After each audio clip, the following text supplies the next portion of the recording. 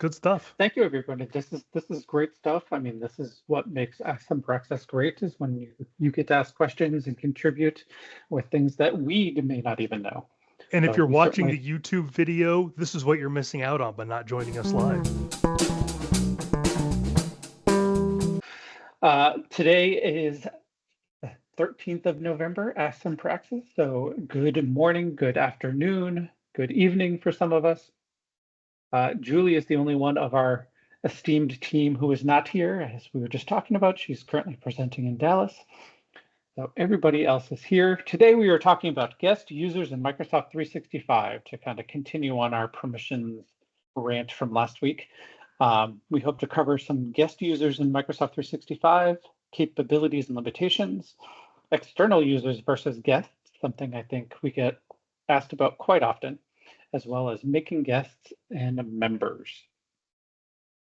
So without further ado, Derek, what are guest users in Microsoft 365? All right. Well, it may sound like self-evident, but essentially guest users are external folks to your organization, right? They are invited to collaborate and work with you in your Microsoft 365 environment. Now, you can have people that work with you and they are guests in your tenant, or you can be a guest in somebody else's tenant. So it could go multiple different ways. There are a whole host of ways that you can add a guest user. I'm going to talk about those in a second, but they can be added through Entra ID or through sharing links. The important thing here is that you're essentially letting people into your, into your house, but we want to make sure that the access is gated. And so we can say what these external folks or these guest users can and can't do. But before we do that, let's go and see how we can add users to guest users in Microsoft 365. So I started going down this road where I was like looking all over the product to find all the different spots where you can add guest users. And that just was really time consuming. So I decided I'd stop. But essentially, you can go and add them directly to Entra or Azure Active Directory. So if you've got an admin and you want to specifically add, say, a person from a vendor, you can come in and it's this first image on the right-hand side where you can add a new user. Now, this is where you're adding a new user, or you can invite an external user. And that's where you can add the guest. Now, you can also do it if you are a manager of a team. You can click the button that says add member, and then you'll get the little icon, and then you can type in any email address that you want, whether it be internal to your organization, or in the case of a guest, where you'll type in, I see a Gmail account. And it says, you'll notice right down at the bottom left, it says add this Gmail account as a guest. So it's explicitly telling you that this is a guest. You can also add guest users, whether you're doing it purposefully or not accidentally. You can actually add guest users whenever you share content. So if you have guest access turned on, you can also share content either through a site where you want to give somebody access to a site, or if you're sharing a file anywhere in Teams, OneDrive, SharePoint, all the above, sharing a single file will add that person as a guest user to the tenant. Ta-da! No, there's a whole bunch of... All of this is controlled by a whole bunch of settings, though, right, Derek? It's not terrifying. Yes. No, you can add folks anywhere, but as we talked about in our sharing settings, asks in Praxis a couple of weeks ago, we can actually dial down pretty carefully what the guest users can and can't do. You can even completely block guest users from being able to access your tenant in the first place. So this is really a good marker for making sure that you know what's going on in your tenant and what those settings are, and working with your admins to make sure that you're hitting your right rules that you need. What was that, Todd? One thing to mention is it might seem unnecessary to have the invite external user, but there is a setting inside of sharing that says invite guests that already exist. So you can lock a site down, whereas the site owner can't add, a new guests, but can you invite existing guests? And so that's why you would do the invite external user on the admin side, so the site admins can add them later. Right. Yep. All right. So Mark, what are some capabilities and limitations of guest users? Well, they can do everything. No, they can't. So like Derek said, you're sort of letting them into your house. It's like when you have somebody over for a holiday, they don't get to just move into your house. They don't get access to your bedroom and everything. It's you're giving them specific things that they can do, and the capabilities that they get are also countered by some limitations. The limitations are usually intentional. Some are just by design. So in your own tenant, a lot of this stuff may vary based on how those tenant settings, the admins have decided to set things. But in general, these things are true. Guest users don't need to be licensed, and they shouldn't be, because they're not a licensed user inside your domain using with your domain as part of their account. Lots of times I see board members will be given internal accounts rather than using their external accounts because it's just more difficult for them for some reason. That's an example of deciding to license some users who are external, but you generally don't need to. Guest users get access to a bunch of stuff without being licensed. Guest users can be site members. In other words, they can be part of a Microsoft 365 group that gives them the ability to edit and access content. They can use the Office web apps. So they get that free browser version of Word or Excel or PowerPoint because they have to be able to look at the documents that they have access to, and that's the quick way to do it. You can limit them from using desktop apps, or you can keep them or you can allow that, but they get the Office web apps sort of for free. If they're not a Microsoft software user, they still can open the files. They generally, and it says generally because you can change all of this, can view and edit files, receive calendar links, attend meetings, access notebooks. Basically, whatever scope you've given them permission to, they can access that content. They can share those files and folders with other people based on how you have things set up. So that doesn't mean they can share it with their cousins necessarily, but they can take the sharing gesture and use it with people inside the organization for sure. And they can chat in Teams. They get the capabilities within Teams are very similar to what you have as a member. As an internal licensed user, but there are some things that they can't do, and that's over on the limitation side. Guests can't be site owners, which makes sense. You're letting somebody in your house. You don't start having them review all your bills. They can't access some APIs, and that's developer speak, but basically they can't get at some information that's available through connections to other apps and services. So if you have developers doing things, you want to make sure that they're aware what guest users can get to and what they can't. For example, some graph endpoints just don't work for guest users because they don't have all of the stuff that would allow them to do the things that the graph endpoints would allow. You can lock things down in specific ways for guests. So the limitations somewhat also are dictated by your settings, right? So I've worked with clients who, you can share with anybody, it doesn't matter at all. And I've worked with clients who allow no guest users in any way, shape, or form, and anything in between. So you can be very specific on how you lock things down for guest users. So those limitations really are determined by you.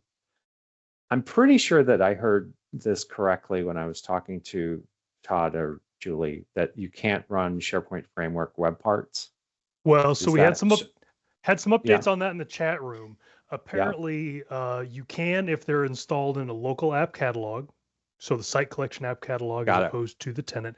And then there's some CDN settings. While I'm talking, you can read the comments and then speak to them more intelligently when I'm done.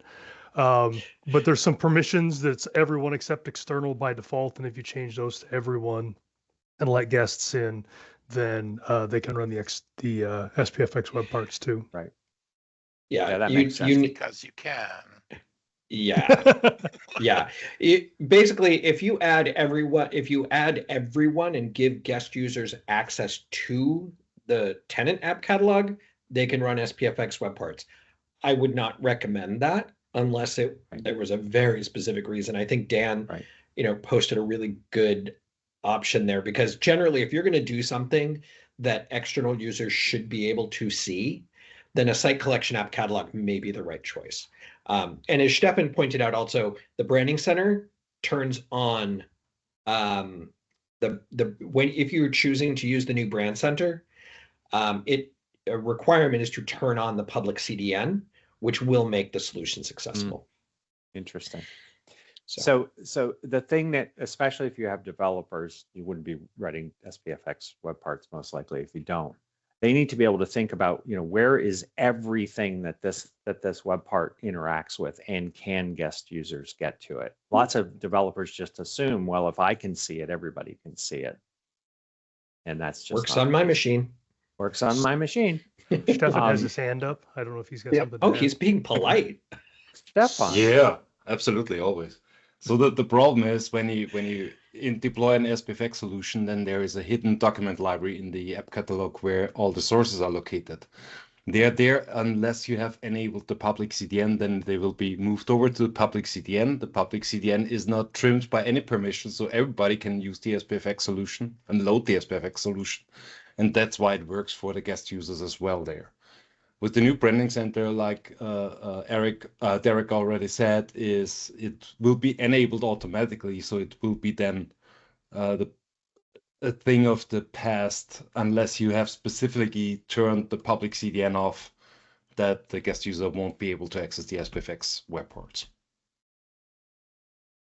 All of this with these smart folks on the call should tell you that there are a lot of little nooks and crannies that you can cause yourself problems with. So one of the things that I've seen go wrong is that admins turn off too many things, and then they want guest users to have access to stuff and they can't. So you have to have some friendly guest users so you can test stuff out with, is really what it comes down to.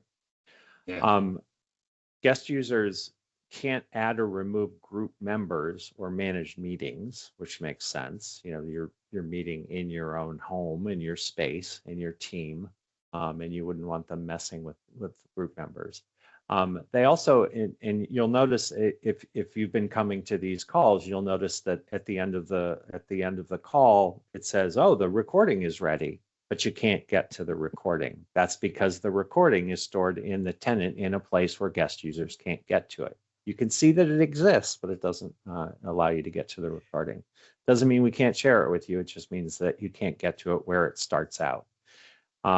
Guest users also don't have access to the calendar or meeting details in Teams, even though they can join the meeting and participate in them fully. So lots of sort of qualitative and quantitative ways that guest users can do things and not. And it's a tough one to get your head around, I got to admit.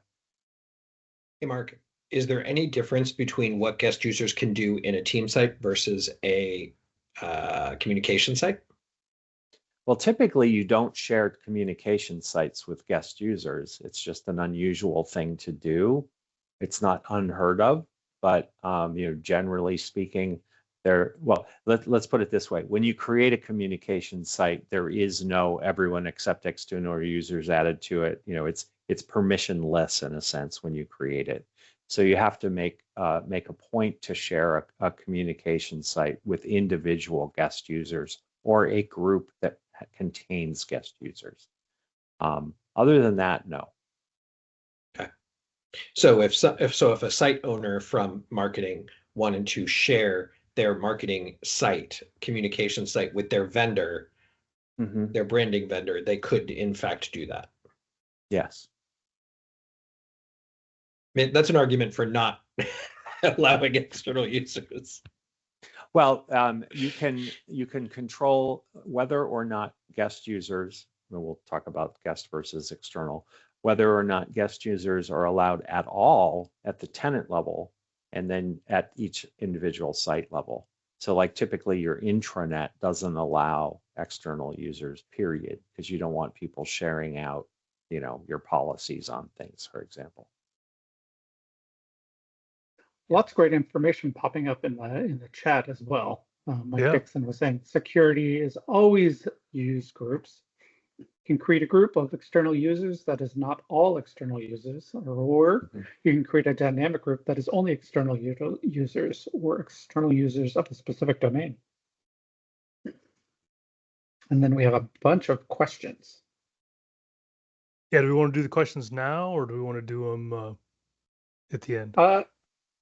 We've got a few minutes. Do you want to jump into your slides and we'll tackle those at the end? Depends how long you talk, Todd. I might have to cut you off.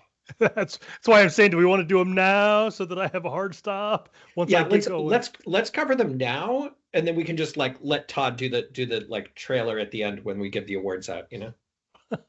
Okay. I actually have a question, Mark. On that second to last bullet, is that just a default setting that you can't remove the group members? Like if you can't add or remove, or is that somewhere you can change that? Or is that just a flat out limitation? When we're talking about groups there, we're talking about Microsoft 365 groups. So guest users just can't affect that membership. It's just not part of their role. Yeah, I didn't know if it was just like a default that they can't, and there's somewhere you can go and change that. Like if there were people on their end that they wanted to also participate in whatever thing they've been added to, if they're able to do that or not.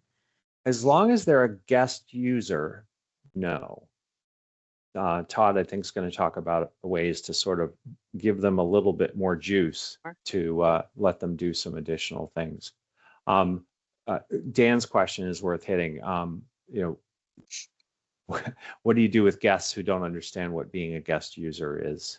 And that's one of the limitations on guest users is the skills of the guest users too. They may either not ever use Microsoft 365 anywhere in any other way, so they don't know it as well.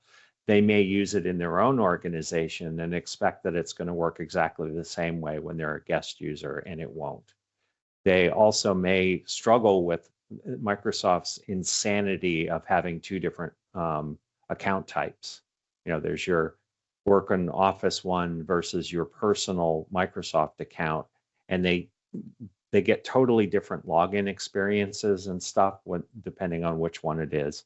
So all of that can be a real mess. And my recommendation is always that you treat guest users as an extra support community. They need more support than other people. So onboarding them is actually really, really important if you want them to have a good user experience. Yeah. Tobias asked about, sorry, want me to do that one? Yeah, go ahead. Tobias asked what the constraints are for guest users with loop components. I actually was working with that with Rebecca Isaacson the other day. She was inviting some of us to join her in Stockholm, and she sent a loop component and couldn't access it until she fiddled with, and it, loop components are stored in your OneDrive as a file. And so you can share them in certain ways and make it work, but not the normal, it's not as straightforward as just sharing a file. They're not supposed to be available to anybody outside the tenant. So I don't exactly know why that even worked. I think that's probably undergoing some changes. And Tony asked if Microsoft 365 guests, are they different than SharePoint guests than Teams guests? I think, Todd, there's only one. Yeah, it's all the same, just how it surfaces. Yeah. If you're, yeah. All right, I'll stop now. It's good stuff. Thank you, everybody. This is great stuff. I mean, this is what makes Ask for Access great, is when you get to ask questions and contribute with things that we may not even know. And if So you're we watching certainly- the YouTube video, this is what you're missing out on by not joining us live. I was going to get to that too, Todd. Just steal my thunder. Oh, Jeez. I feel so badly that I'm only watching this on video. Oh, wait. Okay, Todd, now it's your turn. How can guests Yay. become members? all right. So we have the ability now, and it's fairly easy as opposed to how it used to be. And we didn't practice the analogy of the house and all that when we did this on Friday. So I'll try to stretch the analogy a little bit more. It is possible to take that guest that we invited into our house and make them a key to the house. So that they can get in and let themselves in and out and do stuff. And we can allow people outside of our tenant to become full-fledged members. So I've got a picture here in a couple of slides that kind of shows this graph of internal versus external and guest versus member. And there's actually a lot more different combinations of that than I originally thought that there could be. So essentially, you can have somebody who is a guest, but they are no longer a guest. They are a member. They are external to your organization. And so they can act like a member. So all of those constraints that Mark talked about in that last slide, most of them go away. So we'll talk a little bit about how to do that right now. So this is something called multi-tenant organization, and it's like the old days of Windows NT where you would set up a trust between two domains. It's kind of like that, but much better. Do you want me to show the next slide there, Todd, or is that?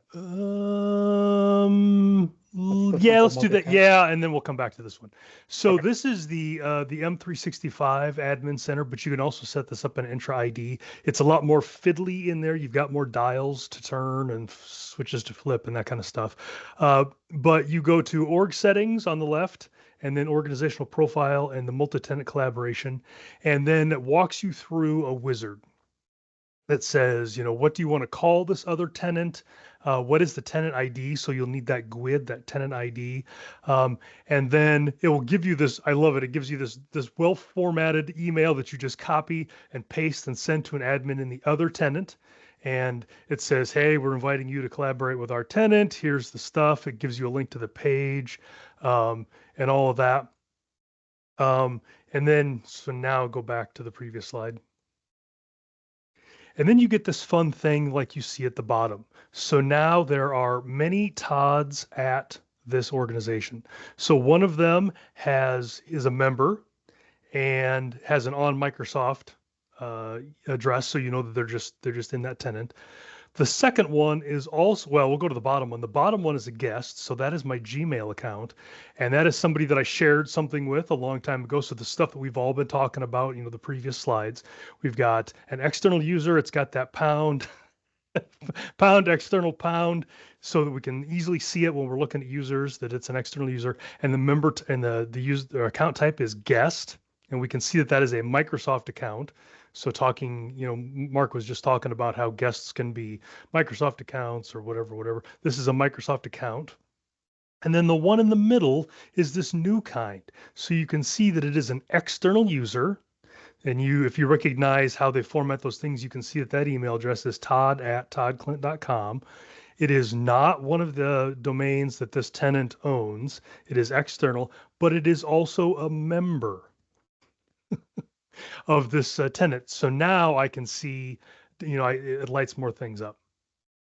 In order to do this, you need to have one Entra ID P1 license on each end. So the account on either end that sets this up has to have a P1. The good news about that is if you don't have any P1s in your organization, you can try it out for free for 30 days. And I think you just need the P1 to set it up. I don't think you need the P1 for all the synchronization stuff to keep going.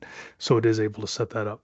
One of the things that I really like about this is that through the M365 portal, you can choose to sync one user, or you can sync the entire tenant.